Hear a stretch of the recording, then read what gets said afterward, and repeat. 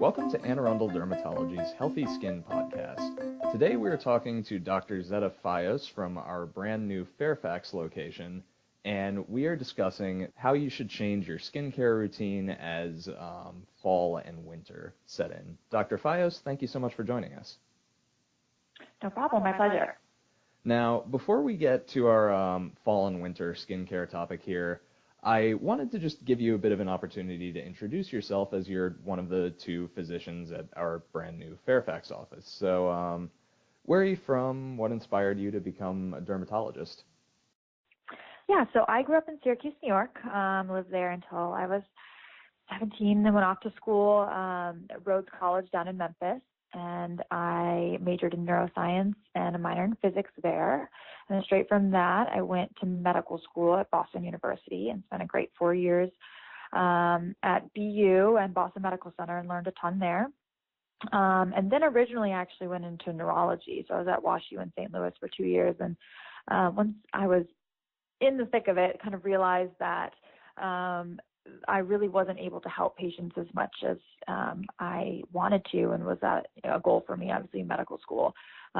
So through kind of stars aligning and kind of doing a reevaluation of really what I wanted to focus my career on and what I thought I would really enjoy helping patients, and what I became more interested in as I was going through this process was dermatology, and then made the decision to switch kind of halfway through residency and started my dermatology residency at Georgetown, and here we are. So I live in Falls Church now, and our practice is out in Fairfax. Cool. Man, Syracuse and Boston, you are certainly qualified to talk about cold weather and that skincare. That is very true. I feel like I'm an expert on the subject. So. Yeah.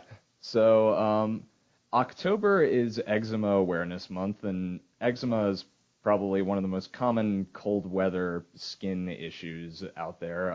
So I wanted to ask a few questions about that. Mm-hmm. First off, do I have this correct? Eczema is not actually a single disease. It's kind of a name for a collection of conditions. Yeah, that's how I think about it. So I kind of lump eczema is essentially two different kind of conditions that's all lumped into one. So there's two types of eczema in my mind. The first is eczema that's as eczema is in dry skin that people mostly experience in the winter. And then there's the eczema that is associated with something called atopic dermatitis, and that is eczema that's inherited, that's a genetic defect in the skin barrier. So, all dry skin is not necessarily created equal. I see. Yeah.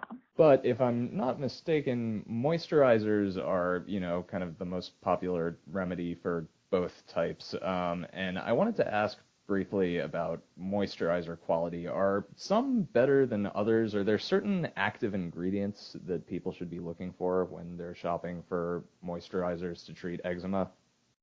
Yeah. So for the majority of the people, walking on the street, the type of eczema that they have is the dry skin eczema, and that has to do with water loss and humidity loss that typically you experience in the wintertime, and there's a slow degradation of the skin barrier function as we age. So the best way I like to kind of depict this with a visual is a brick and mortar analogy. So our skin cells are the actual bricks, and the mortar are these fats and proteins that are kind of globbed together in between the cells, and that is the protection from water leaving our body and water, kind of effluxing and influxing. And so the mortar portion is actually, one main component is something called ceramide, and that's one of the main fats that's able to keep water in and keep our skin hydrated. And there are some really good moisturizers out there that contain ceramide. So that's the main ingredient that I recommend for my patients, that they look for moisturizers that are specifically containing ceramides to help replace the ceramides that we lose during the wintertime and that we lose with age. I see. And other than moisturizing, what is kind of part of the best practice for improving quality of life with eczema? Yeah, so I mean, creams are a big one. So the way I tell my patients is really think about your creams as a medicine, and then it really acts in a capacity of preventative care. So if you're using daily use of your creams and really thinking about it as a medicine that you use every day, it's going to slowly with time improve your skin health and the skin barrier, and then the flares of dryness and kind of severe itching that people can experience during the wintertime tend not to get as bad. But also, in addition to thinking of your creams as medicine, depending on the patient, but some people really have sensitive skin, and there are a lot of chemicals and a lot of products that we use. So I oftentimes have to steer my patients towards more gentle products that lack fragrances or things like that can be irritating to the skin. So kind of the best thing is to come and see us, because we oftentimes have to individualize this treatment. But there are lots of tricks that we have to keep your skin as healthy as it can be. I see. Yeah, I had no idea that like other common household products could like inflame some people's eczema. Yeah. So if your skin barrier is broken down, meaning that water is easily lost in and out, that means that chemicals that are put on your skin, which they're everywhere in the world, so that's just part of life, but those are more easily able to penetrate the skin barrier if that skin barrier is broken down, and then these chemicals are much more irritating to broken skin than intact skin. I wanted to end this conversation on a very different skin health topic, which is skin cancer. Our providers are often reminding people that carcinogenic UV rays aren't just a summer thing. They don't go away when it's cold or overcast.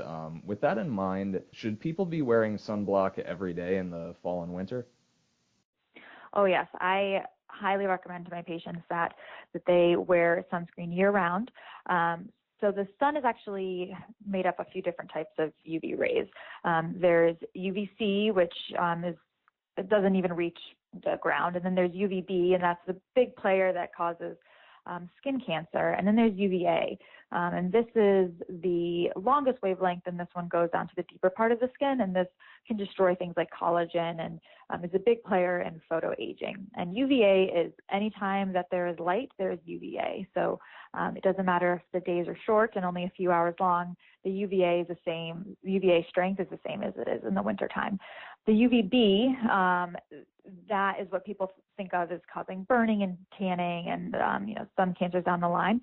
That is still present during the wintertime. It's not as strong, but it's absolutely still there. And then UVA is there year-round. So one thing my patients often don't know is that UVA oftentimes will get through your car windows. So even if you're in the car on a sunny day in the wintertime, that UVA is still getting through the windows and is creating its effects on your skin regardless. So I usually recommend that patients wear sunscreen on a daily basis just to protect their skin from photoaging and potential complications down the line. I see.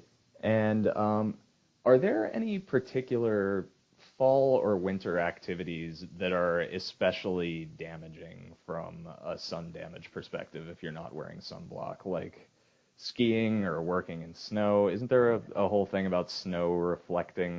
Yeah. So actually 50% of the UV rays that you get are from reflection off of the earth, essentially. So it's, people think of if you're just laying out and you're just getting sun directly on you, that's where you're getting most of your rays, and that's not true. So even if you're sitting underneath an umbrella at the beach, 50% of the UV is still coming at you from reflection. So the same applies in the wintertime. You're still getting that reflection of the UV, especially off that white snow. That can definitely burn you during the wintertime if you're out there long enough and in bright enough snow. So still applicable during the wintertime.